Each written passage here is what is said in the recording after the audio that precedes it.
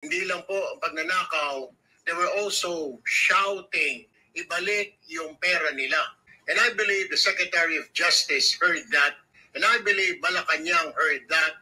Kaya nga po, dito po sa mga kontraktor, mga opisyal, isole ninyo ang pera ng taong bayan. Wow! Hindi po batas ang pinag-uusapan.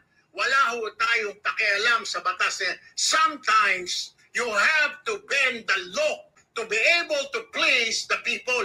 Mas mataas po ang taong bayan sa batas. So kung yan ang titignan natin, na pwede palang gano'n ang gawin ang kabubuhan na yan, di pwede kong sabihin na sometimes you have to bend the law. So wag niyo akong parusahan. Kung sa akin ko lahat ang mga kawatan, kasama ka na Erwin Tulfo. Diba? Wag na tayo sumunod sa batas. Maging barbaric na tayo. Kung gano'n naman pala ang inyong, nag-agree din itong ulol na rimula na ito, di wag niyo akong pigilin, wag niyo ako ikulong, okay? Totodasin ko kayong lahat, di ba? Kung yan ang titignan natin, gugurgurin ko kayong lahat para sa humanitarian reason, para makalaya ang taong bayan sa pagnanakaw ng bangag administration. Kung yan ang titignan natin, na sometimes you have to bend the law. Am I right, Secretary of Justice? Dahil ito kailangan manaig ang taong bayan. Yan ang sigaw ng taong bayan, gorgorin ang mga kawatan. Di ba?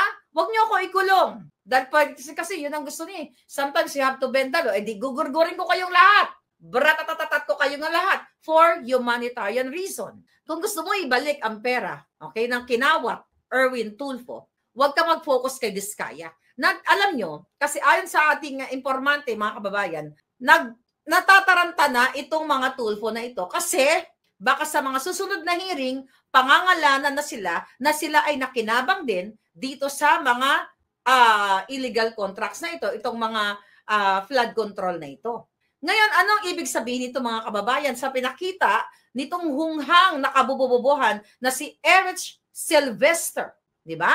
Ibig sabihin, ibasura na natin ang konstitusyon, wala nang batas-batas. Dukutin na natin ang mga mata ng mga hinayupak ng mga kawatan na yan kasi wala nang batas-batas. Hindi mo pwede sometimes you have to bend the law para, for humanitarian reason. Hindi wala nang rule of law. Huwag na kayo mag-aral ng mga abogado, abogasya. Di ba? Huwag na kayo mag-aral-aralan. Okay? Kasi pwedeng gamitin nga, like ako, sabi naman pala ng senador, sometimes you have to bend the law. So let me gurgur all of them. Then, because I'm doing it for humanitarian reason, let me gurgur the butodli satanas. At dudurugin ko siya ng pinong-pino, gagawin ko siyang bopis for humanitarian reason. Hindi pwede yung ganito mga kababayan. Di ba? Hindi pwede porkat senador ka, i-bend mo yung law for what? Dahil, kailangan ibalik ang pera ng bayan, Kung yan ang sinasabi mo, kung susundan natin yan, kailangan pala, pwede bang sabihin na, lusubin na natin, dukutin na natin ang mga itim na puso ng mga buwaka ng ina sa Kongreso at Senado, or junugin na natin, liyaban na natin ang everything for humanitarian reason. We have to bend the law sa ngalan ng milyon-milyong Pilipino na nabiktima ng baha, sunugin na natin ang kanilang mga ninakaw na mga kabahayan. Pwede ko bang sabihin nyo na hindi ako makasuhan? Kasi you have to bend the law, right? Let's talk about that later, Eloy Rotan, about kay kasi mayroon akong video papakita sa inyo, okay? I don't know kung nakita nyo na ito, but this is a pasabog about this sa mga tool na ito. So, ang nalaman ko dyan, mga kababayan, dahil sa susunod, baka sila na ang pangangalanan. So, hindi mo pwedeng you have to bend the law. So, sino ang magsasabi kung kailan natin i-bend ang law for humanitarian reason? Dapat itong hayop na ito, kasuhan din yan sa, ethics commission or ethics complaint or tanggalin na siya dahil hindi niya alam ang batas. Nagdudunong-dunugan ka, sabi nga mga palangga, dangerous ang taong konti lang ang alam at nagdudunong-dunungan. You cannot bend the law, darling. Kung yan ang gusto niyang sabihin, ano ang kredibilidad na meron siya? Wala naman siya kredibilidad dahil bobo talaga siya. Yung hayop ka, ipaliwanag mo, Erich Sylvester, saan ka kumuha ng $2 milyong na ibinili mo ng bahay dito sa Porter Ranch? Kaya naman pala sanay na sanay ka mag-bend ng law dito sa Amerika nung nagnakaw ka ng identity ng certain Erich Sylvester Tulfo na ginamit mo ang blue passport, ang passport ng Amerika para sa inyong convenience. Kaya siya sanay na sanay. Kaya nakita nyo kung gaano katalamak itong magkapatid na ito, mga kababayan. Walang kredibilidad yung mga yan. Walang sino man. Alam naman natin na binabaluktot talaga ng mga bangag na ito ang batas. Kayong mga kababayan ko, wag nyo nang pinapanood yung mga show ni Raffy Tulfo na ini-exploit ang inyong kahirapan, ang problema ng jowa, mag-asawa, magkapatid. Pinagkikitaan lang kayo ng mga jutang genimis na ito. Now, ano sabi diyan? Ano ang sabi ng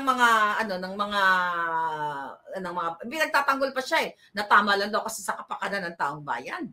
Hindi sa kapakanan ng taong bayan. May due process, di ba? Kaya nga even ng mga kriminal na katulad nila, nandiyan pa nakaupo.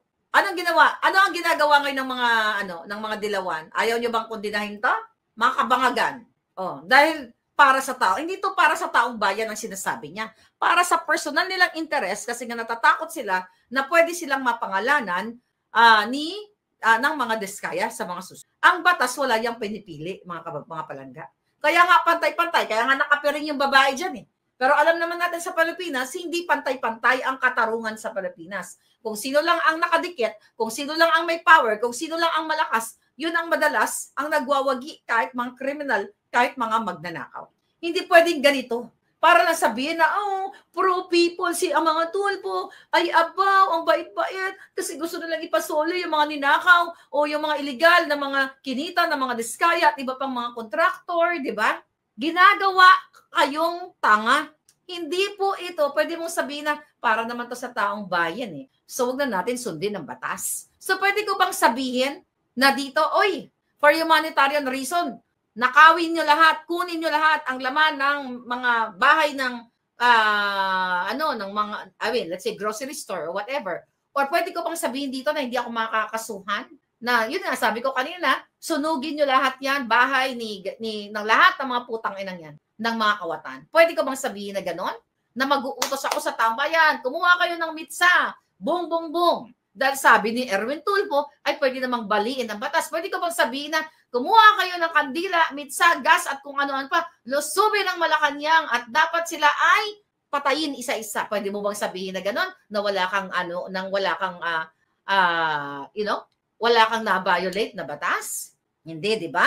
So yan ang pagpapakita, mga kababayan, na itong mga hayop na ito, itong mga Tulfo na ito ay dunong-dunungan, okay? Na wala namang alam at hindi sila para sa taong bayan. Di ba? Ito ay, behind the scene, hindi natin alam kung ano pa ang mga pagbaliktad nila sa batas na hindi nakikita ng kamera o ng ng publiko. Kasi mga kababayan, nakita naman natin kung gaano kawalang hiya si Erich Sylvester. Di ba? And expose ko yan na magnanakaw ng identity dito sa Amerika. Ano gagawin natin dyan ngayon sa kanya? Nasasabihan, mas mataas naman po ang taong bayan kaysa sa batas. Bullshit. Mataas pa lang yung taong bayan eh. Di lumusob na tayo. Unahin na kitang gurgurin. Gusto mo yon?